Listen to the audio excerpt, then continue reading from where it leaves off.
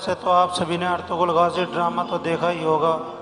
Mongol सेना के सिपह सालार नोयान को तो ज़रूर जानते होंगे। आपने कभी इस बात पर गौर किया है कि नोयान अपने साथ हमेशा एक ढोलक बजाने वाला क्यों रखता था? वो बार बार मुक़द्दस रूहों का नाम क्यों लेता था?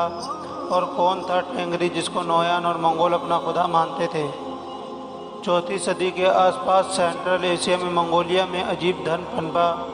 इस धर्म को मानने वाले ये मानते थे कि प्रकृति की हर चीज़ खुदा है और सबसे बड़ा खुदा आसमान है, और इस आसमानी खुदा को उन्होंने नाम दिया टेंगरी का, जिसका मतलब होता है आसमान का खुदा।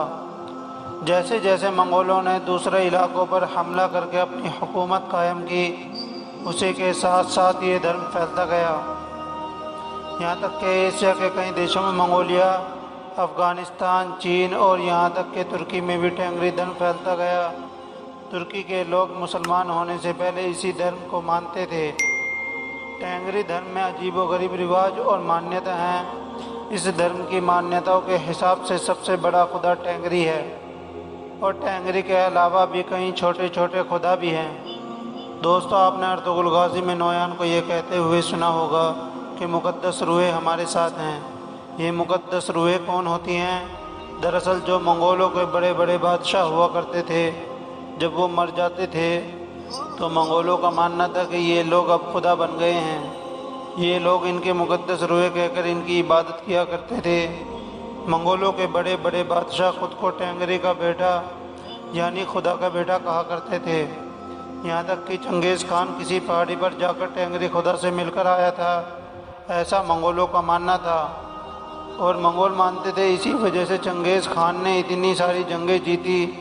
दोस्तों, टेंगरी धर्म में माना जाता है कि एक इंसान की एक ही नहीं बल्कि 3 रूह होती हैं।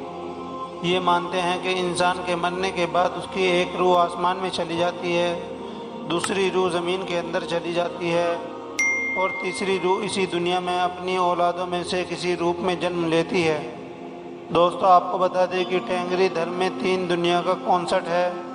इसके हिसाब से हमारी ज़मीन के नीचे एक और दुनिया है जिसमें हमारे जैसे ही इंसान रहते हैं। लेकिन दोस्तों, साइंस से हमें पता चलता है कि ज़मीन के नीचे पत्थर, पानी और लावा के सिवा कुछ नहीं है। इनकी दूसरी दुनिया आसमान में होती है, जहाँ सिर्फ टेंगरी खुदा है और मुक़द्दस रूहें रहती हैं, और तीसरी दुनिया हमारी धरती है जहाँ हम रहते हैं। आपको सुनकर बहुत हैरानी होगी कि टेंगरी धर्म के लोग इबादत करने के लिए मंदिर और मस्जिद की तरह बड़ी बड़ी इमारतें नहीं बनाते थे, बल्कि पत्थर पर एक लकड़ी पर कपड़े की पट्टी लगाकर वहीं पर इबादत करने लग जाते थे। आपने अर्तुगरुल गाजी सीरियल में ज़रूर देखा होगा कि नोयान के साथ एक ढोलक बजाने वाला हमेशा रहता है। कौन होता है वो इंसान? टेंगरी धर्म में इनको शमन कहते हैं, यानी वो इंसान जो इनकी मुक़द्दस रूहों से डायरेक्ट बात कर सकता है। ये ढोलक बजा बजा कर अपने बादशाहों की रूहों को बुलाकर बात करते थे। 14वीं सदी के चंगेज़ खान की नस्ल का एक बादशाह जिसका नाम उज़्बेक खान था, इस्लाम से मुतासिर होकर मुसलमान बन गया था। इसी के बाद से बहुत से मंगोल मुसलमान हो गए थे, जिसके बाद टेंगरी धर्म धीरे धीरे अपने आप ख़त्म होता चला गया।